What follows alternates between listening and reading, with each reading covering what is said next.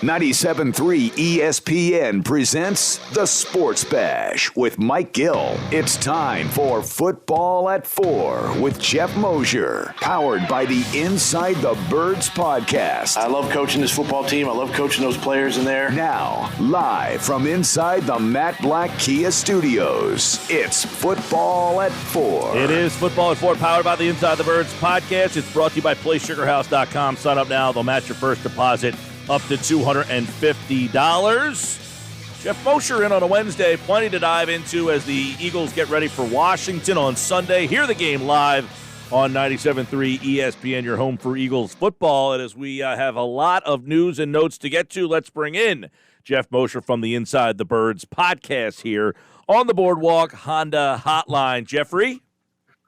Michael, Hunter. Hope everybody's doing well and excited for football tomorrow night. I know I'm pumped up. Yeah, tomorrow night right here on 97.3 ESPN. We've got Chiefs Texans to kick it all off. And, of course, you can hear Thursday Night Football here on 97.3 ESPN. Let's get into some of the news and notes today. There's a lot going on, man. Doug Peterson indicated early this morning that Lane Johnson day-to-day and that he was only going to do individual workouts. By the time practice started, it seemed like he was back at it because it seemed like there was some potential that he wouldn't be ready to play on Friday. Are we feeling better about that now? Because this offensive line has gone through some hula hoops to get to where they are. It certainly has. I feel fairly good about Lane Johnson being able to play. Lane has a history of fighting through pain or injuries. I remember a couple of years ago, he had a MCL sprain, knee sprain, that usually would keep someone, especially a lineman, out for several weeks. I think he only missed 1 week and came back the following week. I believe it was against Dallas. Played fairly well that game. He's dealing with what Adam Kaplan has reported as an ankle issue. It's obviously kept him out of practice for a long time. So my concern with him isn't so much, is he going to start? Is he going to play? I think Lane, even and not at 100%, can go out there and play. The concern is that it's an ankle for our right tackle. You know, your vertical sets, your ability to plant, anchor, run, all of those things can be challenged a little bit when you've got an ankle that might still be bothering you a little bit. So when you look at that Washington defense and you know they've got Chase Young, you know they've got Ryan Kerrigan, you know they've got Montez Sweat, that's some pretty good artillery that they're going to be throwing at him. You just hope that Lane is healthy and well enough and is able to do everything he needs to do with that ankle to be effective in his blocking for Carson Wentz. Is this the same ankle as last season? I believe it is. I think Adam Kaplan reported that. And so, you know, you wonder no, you know what? Adam may have said he's uncertain about it. So I don't know that. I don't want to misquote Adam. But if it happens to be, then maybe you wonder if there's anything lingering. If it's the other ankle, it's just, you know, that's just how it is. And who is next in line after Lane Johnson on that right side? Is it Mailata because it's the tackle position, or do you think it could be someone like Driscoll? You know, that's a great question. I think everybody's kind of trying to figure that out right now as the depth chart, I believe, says that Driscoll is the backup right tackle and Mailata is the backup left tackle. But we also know that the Eagles have used their first backup offensive tackle as a swing lineman.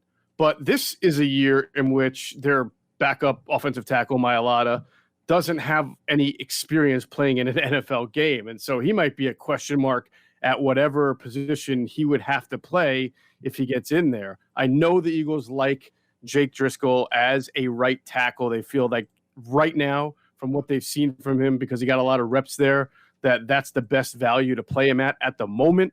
So it wouldn't surprise me if he went in there, if he needed to play and played right tackle. I don't know that he would necessarily start. You know, I may have to see how Lane goes first, and maybe they tinker with Mailata, and then they may have to make a move. I'll say this. I do think at some point, because we've seen so many injuries on the offensive line the last few years, and because there's some age to this offensive line, it would not shock me at all if Driscoll does have to get out there and play at some point this season. Now, I think that he's impressed the coaches enough to earn that kind of responsibility. I don't know that they're ready to start him in a game, but if someone has to go out and they have to do some movement on the line, it wouldn't surprise me if Driscoll did get in at that right tackle spot. Nor would it surprise us if we saw Nate Herbig or anyone, or even Jordan Mailata finally getting. It seems like this year, one thing seems to be evident is that you're going to need depth at that offensive line position. The Eagles have had it, but now it's going to really be tested. It will be. I mean, it feels like it gets tested every year, but like you're mentioning, they've had at least some experience depth. Even in 2017, they had Big V, who really hadn't played. I don't even remember if Big V played at all in 2016. So they had to throw him into the fire there in 2017, and it was rough going.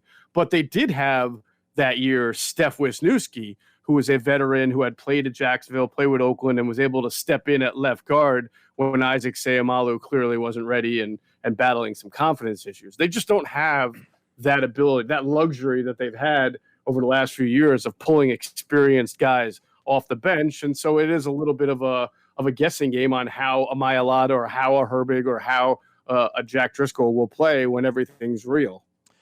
Yeah, Jeff, so that's on the offensive line there. So obviously they've moved that thing all over. I do want to get your take on the Jason Peters thing where, he wasn't going to play, then he wanted more money, and then all of a sudden he knocks on the door, he says he's going to move, and Doug Peterson didn't hide it the other day. I mean, he was ecstatic, and he basically said he did what we were all hoping for. We're all thrilled.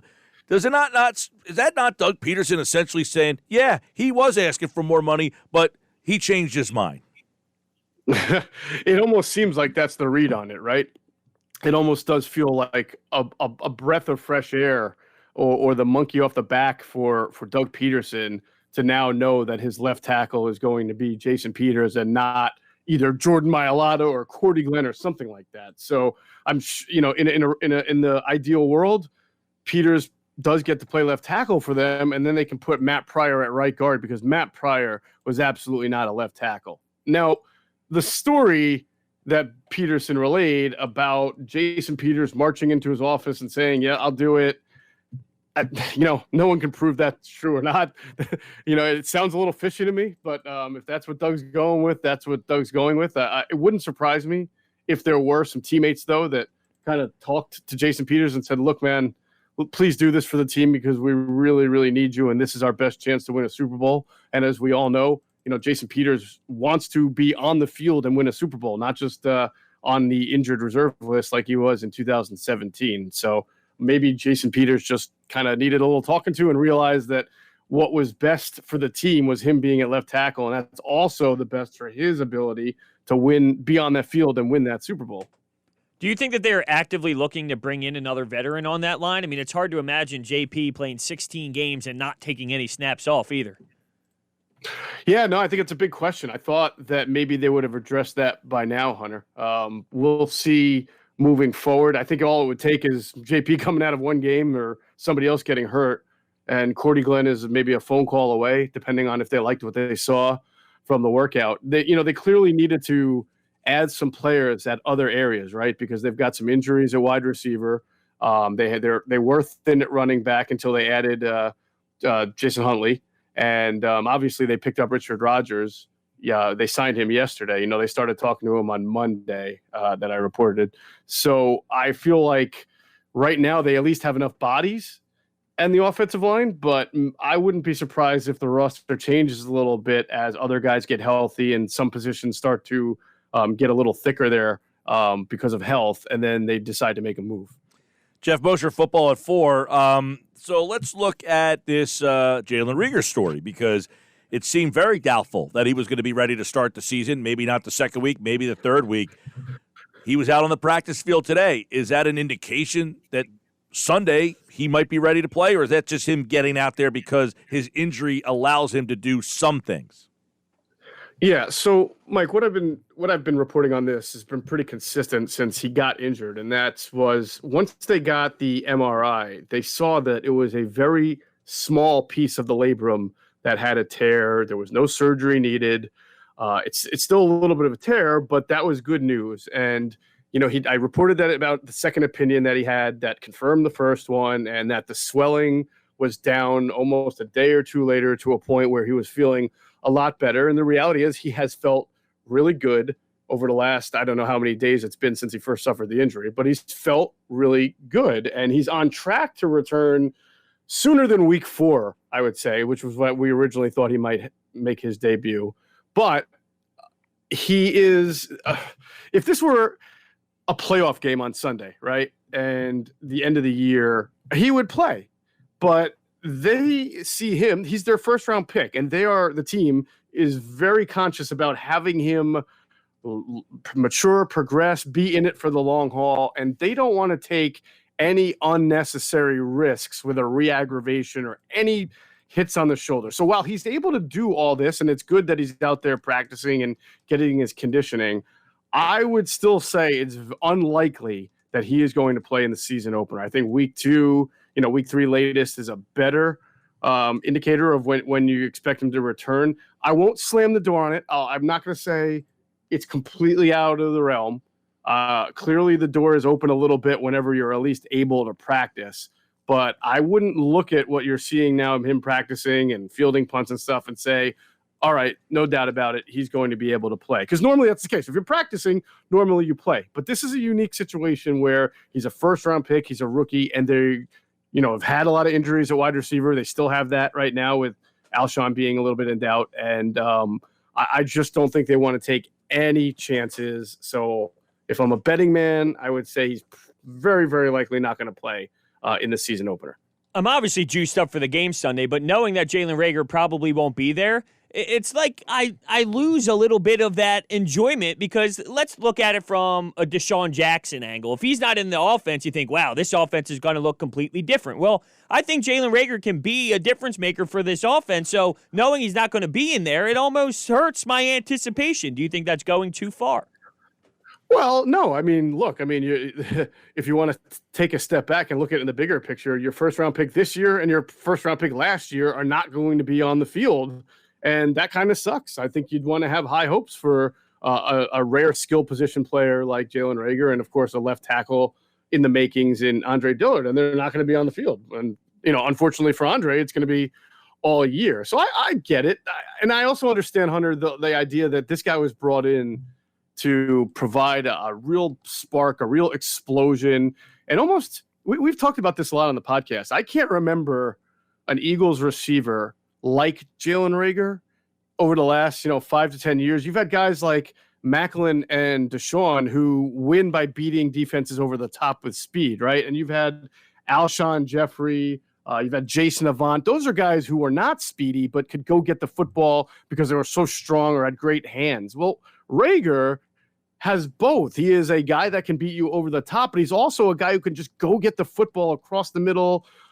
Contested catches he was very good at TCU. He's kind of a combination. That's why he's a first-round pick, and you'd want to see that on display. And unfortunately, people will probably have to wait a week to see it. And, but the only good thing I would say, Hunter, is that Deshaun Jackson has had a great camp. He's healthy. He looks good, and we all remember what Deshaun Jackson did to the Redskins the Washington football team's secondary last year. And, I would also say when you have 5 playmakers on the field, your 2 tight ends, your 2 receivers, and your 1 running back, 3 of those 5 are going to be Zach Ertz, Dallas Goedert, and Deshaun Jackson. That's still pretty good. And if Miles Sanders is able to play and contribute, 4 out of 5 is looking still pretty good. Let's go there, because Miles Sanders returned to practice today. It's the first time he's been out there since he pulled his hamstring back in the first week of camp. Now, Peterson said he was day-to-day ahead of this game, but do we anticipate that Sanders not only plays, but that if he does play, that he has a full load? Because you've been talking a lot about, they're going to have a workhorse back now. They're finally going to have that guy. Yeah, so he was limited today at practice. Everybody saw him out there, but on the official report, he was limited. He's got the hamstring, which we've talked about for a couple of weeks now. Even if I feel like he's closer to playing than not playing. I'm not 100% sure on that. I think they have to see how the hamstring responds to today's activity. But I think it's also realistic to say when a guy misses almost all of training camp and he's a running back and his conditioning is not like everybody else's, that it's going to be hard to put the ball in his hands 15 to 20 times on Sunday and just act like he's, like everybody else. So to me, week one, and maybe this goes to Hunter's point about being a little bit, wanting to see more, but I don't know that Miles Sanders can be that guy if he's able to play against Washington week one with all that conditioning that he missed over the last few weeks. Geoff Mosher, Football at 4, powered by the Inside the Birds podcast. And, of course, make sure you check out the Inside the Birds podcast ahead of week one here for more on the Eagles and Washington. Nate Sudfeld restructured that contract. It's converting $300,000 of that into incentives, so he gets the base salary. I guess the question is, was that just a procedural thing, or is there something Howie Roseman related there? Yeah, that's a good question. I'm not sure 100% what's going on there and why that's done. I need a day or two to look into that, or maybe when you have Adam on tomorrow, he'll have more of that. Normally, when teams do that, they're just clearing a little bit of space, and we know that the Eagles want to have more space this year so that they can roll it over. So they could give it to Jason Peters? Cap. Yeah, right. So they can give it to Jason Peters. That's funny. Well, it is interesting. They bring back McCown. Like if Nate and I don't even know if this is a pay cut. This is really just moving money from one thing to another. But they may have said, "Look, Nate, you're doing this, or else our practice squad QB is going to be our number 2 QB in about 20 minutes if you don't let us do this." So well, I love that you brought that up. I was going to ask, what is that entire McCown situation? I know he's making a lot of money to sit on some Zoom calls, but is this essentially just a quarantined quarterback, if you will? No, I think it's really interesting. We talked about it on the podcast. The way Adam Schefter's report when he broke the news was worded was interesting to me, because he wrote, if one or more Eagles have come down with COVID and becomes an outbreak and an issue, well, now they can call up Josh McCown to play. And I was thinking, well, why one? It should be at least two. It should be at least two. I can understand if they felt like, it's week 4, first 2 quarterbacks are hurt or COVID, right? And they need someone to play, and they just don't see Jalen Hurts as ready because he's a long-term project. Well, then you want McCown. But why one? So that made me think, if Carson Wentz suffered an injury, forget the COVID, let's say he's out 3 weeks with an MCL sprain, is it Nate Sudfeld's job, or does that leave the door open for them to go to McCown? I still think it's Nate Sudfeld's job. I mean, they're paying McCown $12,000 on the practice squad, not starting quarterback and not backup quarterback. What did I say, $12,000? Yeah. Is that right? $12,000 a week. Yeah. $12,000 a week. A week. That's right. A week. I'm sorry, $12,000 a week. That's still not starting quarterback or backup quarterback money. So they would obviously have to adjust something if they thought he was going to have to play 3 or 4 or 5 games. So to me, it really is that he's just the emergency quarterback. To go back to Sudfeld, though. Well, get real quick on that, because the story with McCown is that he's not even here. He's staying in Texas. He's not coming here. Right. This is essentially like, hey, and it could be a precursor to them wanting to try to coach in the future. Well, I hope it is, because I think he'd be a really good coach, and he keeps him here with the team. He even said he's already kind of noticed some things with Carson. He's talked about it. He helped the wide receivers last year. I think he could be even a pretty good wide receivers coach, although all reports are that Aaron Moorhead's doing a great job so far. But maybe assistant wide receivers coach and work his way up, or assistant quarterbacks coach, work his way up. So there will be an opportunity, and I really hope that it works out that way, because I think he's really been beneficial to have as like an extra coach while he's been here last year, and even in the short time that he just re-signed. All right, I was going to say real quick on Nate Sudfeld that he had 300, according to Garofalo, he had 300,000 converted from his base salary into incentives. That means he may not get that 300,000, but in exchange, he got guarantees on his 1.11 base salary. At this point, if you're Nate Sudfeld, I don't know how much you're getting a benefit by saying your base salary is guaranteed. That just means that you're going to get 1.11 million. It almost means like it doesn't mean you're uncuttable, but the point is he was probably going to get that money anyway, because he's on the team and it's already in the middle of the year and he's established himself as the backup. I wonder if he thought he might be released over this if he did not agree to take have that money moved into incentives. Yeah. It's interesting, that whole situation with them still moving some things around, because obviously I heard Garofalo say, hey, don't be surprised if they do something. But the Eagles were like, going out of their way praising Peters as this team player. And it was like, I don't know if it seems that way. And by the way, I thought that he was this team guy. I was shocked that he would have asked for more money like that. I thought, Peters is the consummate team player. So this whole story to me was just so off the wall. Well, I thought the one thing was that, and I mean, we talked about this. I don't remember. I might have done it when Josh was filling in with you. I'm usually like kind of pro player, like, hey, you're going to play left tackle. You should be paid like a left tackle, so I can understand it. But in this case, I was saying that if Jason Peters and his representation did not build something into the 1-year deal, that he would be paid more money if he moved to left tackle, knowing full well that opportunity might happen. I mean, that's all we ever talked about, right? It's all offseason. Is Jason Peters going to come back? Is he going to play left tackle? Is Andre Dillard really ready? So if his agent and he didn't think it was important enough to build into the contract when he signed it, well, shame on them. Yeah. That's a miscue on their part, I thought. Yeah, no question. And the fact that, he says, a guy gets hurt, and they say, hey, we want you to play left tackle. He says, well, if you want me to do that, you're going to have to pay me more money. I mean, that just sounds like, hey, listen, dude, you had a chance to negotiate that when you signed to play right guard, knowing there could be a possibility there could be an injury. So I blame him on that. But then all of a sudden, it just said you know what, I decided I'm going to play left tackle now. What do you know? Like, it just seemed like so far-fetched. But that said, he is at left tackle. Does this make him a better team? A better offensive line. A better offensive line, I guess, is a better question. It's a good question. We had Greg Cosell on the latest Inside the Birds TV, which is up on our YouTube channel right now. And Greg has twice been on with us and said that in his tape study last year, he felt that there were times that Jason Peters really looked like a player in decline, and to the point where he looked like a liability. And I know that statement goes against what the analytics sites say. They still say he's a top 10 left tackle. Jeff Stoutland still touts that, and so does Jason. And maybe the left tackle play around the league has gotten so bad that even if you're halfway decent at your job, you're still top 5 or top 10. But, Greg is a very unbiased, objective observer, and he watches endless hours of tape. And he said you can just see, and I think we all remember, there were certain games last year, specifically against teams that do a lot of stunting and twisting on the left side, that it looked like Jason was put on his back a few times, and it did look like